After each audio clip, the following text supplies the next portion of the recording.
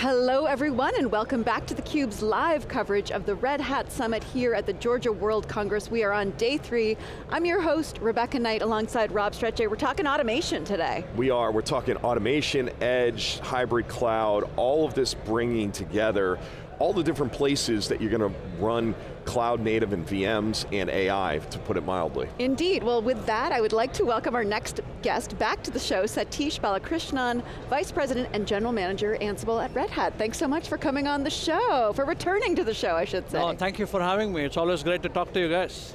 So you are running the automation business at a really interesting time in enterprise IT. Sathish, talk a little bit about how, from where you sit, what the kinds of conversations you're having with customers right now here at the Red Hat Summit that you weren't having last year at this time. No, I think, Rebecca, this is an exciting time to be in automation, right? I think we've been saying this for 2 years now. Automation is mission critical. And then we've been saying last year, automation is the foundation of AI in IT operations. Now what agentic operations has done has proven it to be true. Right? People are realizing AI is unlocking a lot of possibilities, AI ops is unlocking a lot of possibilities, but AI is probabilistic. You don't want AI agents mucking up with your production servers, ever. You never put anything that's not tested into production. And this is where Ansible comes, right? Ansible's been doing IT operations, changing servers, patching, config management for 10 years now. All of that knowledge becomes super useful because AI agents can leverage that, call into Ansible with the exact role-based access, the credential management, the guardrails that you need for IT ops, and make AI help IT ops become more efficient, right? So it is a great time to be in automation. How is it helping become kind of that trusted execution layer? Because people are looking at it and they just don't even have the, it's not that they don't have the skill sets, they just don't have enough of them in a lot of cases. So the automation and the playbooks and being able to go out there and really, to your point, describe it and then execute it and have something watch it there for them. How is this all playing out with AI? Yeah, I think it all starts with how you started building automation, right? So automation has, I'd say, multi-modes: task-based automation, event-driven automation, and then AI-driven automation, okay? Task-based automation is the deterministic automation that you've built for a long time, okay? That is super important because that's proven, that's trusted, that's something you've been using for a long time. Then comes event-driven automation, because you have partners. Yesterday we had at our product spotlight, we had Splunk, IBM Instana, and ServiceNow talk about how Ansible is the most important trusted plane to make automation changes, right? So all of these AI observability companies are building a lot of innovative functionality, a lot of new intelligence. How can you unlock that intelligence and turn it into action? That's where event-driven Ansible comes in, and it can unlock that because all those insights can be translated into action. And then we have AI-driven automation, which is, again, super important because AI is now really intelligent. AI, in 3 years, AI has changed the world, right? And it is so intelligent, how are you going to help take that intelligence, and instead of somebody analyzing an issue for 5 days or 1 week or 2 weeks, you can get a root cause analysis in 30 seconds. But then it comes with new ways of doing things, but you can't really push that into production, right? It has to be one based out of your deterministic workflows, based on your event-driven workflows, but it still needs a human in the loop to approve it, because you're not going to allow something that just AI created into production. If you do that, we heard about what happened to a company that lost its database last weekend.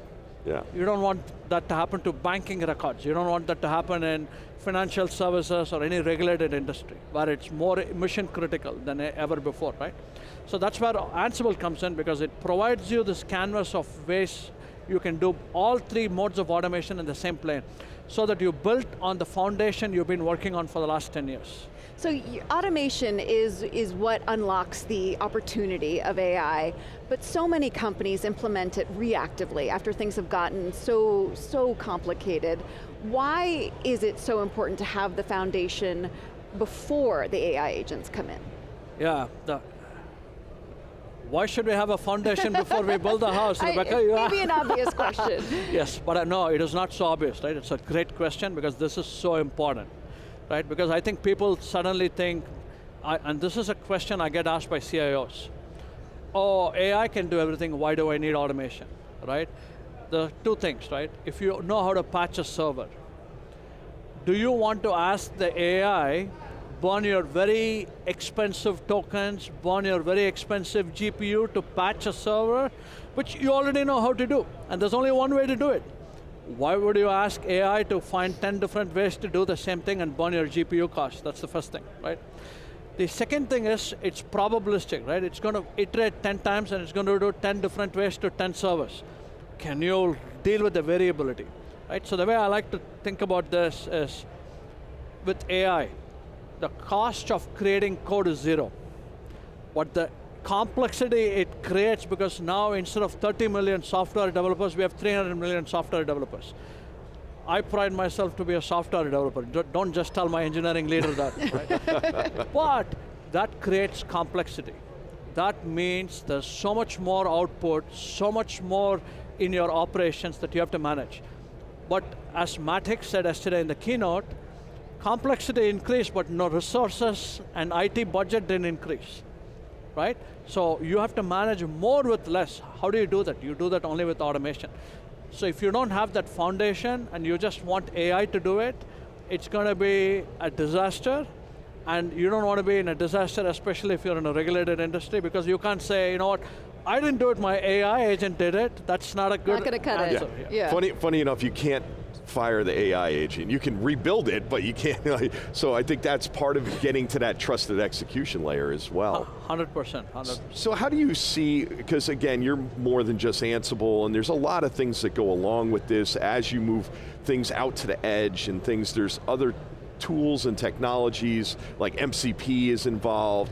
How do you see organizations as they look to automate and kind of have that AI ops experience all the way out to the edge? How is that all playing together? Because you're involved with edge and hybrid and not just Ansible. 100%, yeah, no, I think edge is a very exciting time to be in edge, right? Because all this, edge is usually a very slow moving industry because there's a lot of hardware cost, but there's a hardware recycle that's happening today, right? We just had the industrial edge dinner yesterday, and a lot of talk about this, right? A lot of requests for using AI in the edge now, because there's a lot of insights there. How do we get AI into the edge, right? The good news is Ansible with the edge is a great combination, because Ansible is a multi-domain automation tool. It can do compute, it can do storage, it can do networking. I don't know if you guys saw the LinkedIn post from Cisco yesterday. Yeah. Cisco is now reselling Ansible Automation Platform, right? Great, exciting time to be, right? So that's a validation that Ansible is the de facto automation tool for networking, right? That's a great thing. So we do all of these domains. So edge is another domain for us, which we can actually do very well. So we talked about the Edge Manager, right? We have a new offering that basically helps us drive fleet management of edge devices, right? Another way to do it. It also brings in AI capabilities to the edge, along with everything that we are doing. That's another thing. The other thing that we are doing to make automation much easier for customers is with our 2.7 release, we are allowing customers to bring any LLM they want for playbook generation, right? Previously, we only had Ansible Lightspeed, which we built with IBM Watson Code Assistant like a few years back. Now we are extending that capability to any LLM that's OpenAI API compatible. That's a great advancement we made. The second thing is we've launched our MCP Server. So MCP Server is GA, so you can actually now call Ansible from any of your AI tool of choice, right? That's another thing. The third thing is we are allowing customers to bring their knowledge into Ansible so that the Ansible interactive assistant that we have can actually have context about it. So you can ask questions like, hey, when is my maintenance window? When can I do this change? You can ask all of those questions. That's another important thing. So that's through skills and things like that. That's exactly right. Okay. Right? That's exactly right. And then the last one is the automation orchestrator. So we're allowing a new way to reimagine how automation can be done so that you can actually have long-running jobs that can actually do things like drift detection and change things automatically. So does that solve this tension between the flexibility of AI, but also the precision that automation offers too? It does. It allows teams to have both. Absolutely, Rebecca. What Automation Orchestrator does is it allows you to reimagine all the 3 modes of automation task-based deterministic automation, event automation, and AI-driven automation in one place. So you can have a workflow where you have multiple agents that are listening for events, then take action, outsource it off to an AI agent comes back with a playbook, and then you can have a human approval. As the human approval becomes more redundant for a particular task where the AI is zeroed in on that, you can actually move that to a deterministic task, so you don't anymore use AI tokens to find the same RCA for the same issue, right? And then it's only used for new issues. All of this in one pane, and it integrates with your ITSM tool of choice. So ServiceNow, for example, it writes everything into ServiceNow, so you have an audit trail. It gets events from all of your observability tools like Dynatrace, Splunk, IBM Instana. So it's one pane of glass, and it can be called from either a ServiceNow pane of glass if you want, or we can call into ServiceNow. Either way, it works both ways. So one of the things, and you kind of hit on this a little bit, but that is critical to customers I've been talking to here on the floor, is really access management. And how are you looking at access management as you move forward? Because to me, it's, part of it is, and I loved the talk track around, hey, we got to put it kind of, you've got to put those guardrails around it so it doesn't go and delete your entire account, your database or your entire cloud account or what have you. How do you look at access management playing into this? Yeah, the first thing is you don't give AI agents access to your infrastructure. Yeah. You solve it that way, right? You only allow them to call into Ansible playbooks that are already pre-written, that are already pre-validated and tested by your team, right? Those are the things it can do. But even there, what we want AI agents to be careful is, we want AI agents, for example, your observability agent should not be able to call into a RHEL MCP playbook and change something, right? You have to be careful about what it calls. So that's, you want to assign two things. One is make sure agents can't call into infrastructure directly, that's the first thing. Second thing is you want to make sure agents can only do things within their domain of knowledge, right? So for example, you're a RHEL agent, you should be able to do only things within RHEL, and you can't go change things in networking or Windows or other things, right? That's the other way you do it. And the final one is, if you're ever unsure, the best way to do it is put a human in the loop, right? Have finally a human solve it, because the only time that you're going to be using AI in IT operations is when you find a new problem that you haven't discovered before. Because once you identify a problem, you should be able to resolve it and put it into your deterministic catalog of actions, right? So this is where you're also saving cost, because one of the things that is not spoken as much, but if you talk to customers, is the economics of AI.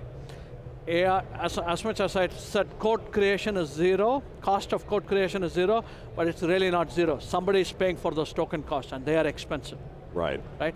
So that's how you do it, right? You want to make sure you have role-based access control, you want to make sure AI agents don't access operations, and then you only do it for the net new problems that you've never discovered before.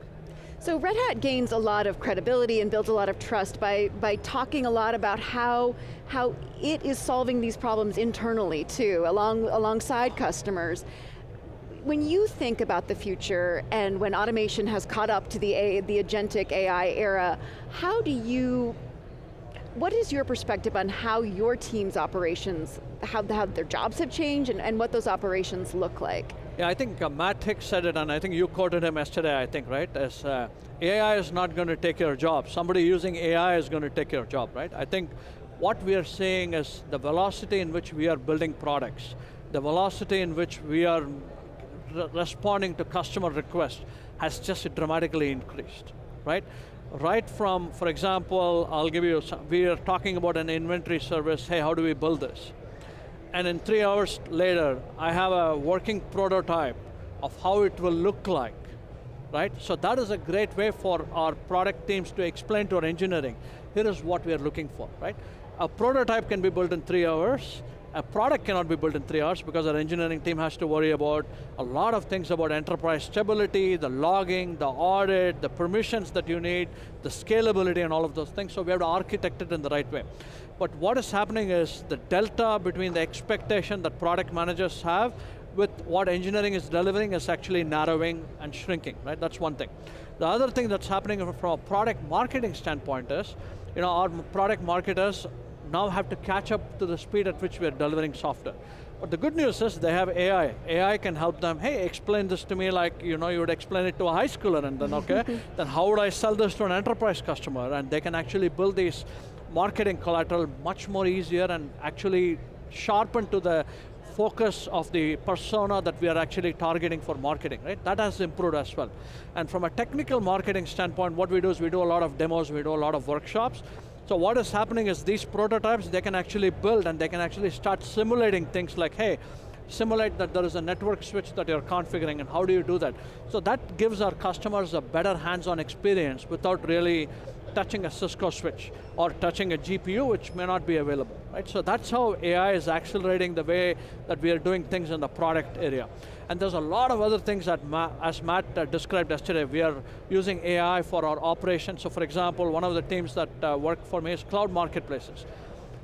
So how do I get a cloud marketplace private offer out? We can do that in it used to take us 2 days of working through multiple Google forms, and we do that in 3 steps today, all AI driven, where we know the context of what they're asking, and somebody files a Salesforce ticket and it automatically becomes a private offer in some ways, right? So AI is really transforming the way that we are operating, and that's the knowledge that I think Matt and team want to bring to our customers. Excellent. Well, thank you so much, Sathish. Always a pleasure having you on. Thank you, guys. It's been awesome talking to you, and have a great rest of Summit. Thank you. You too.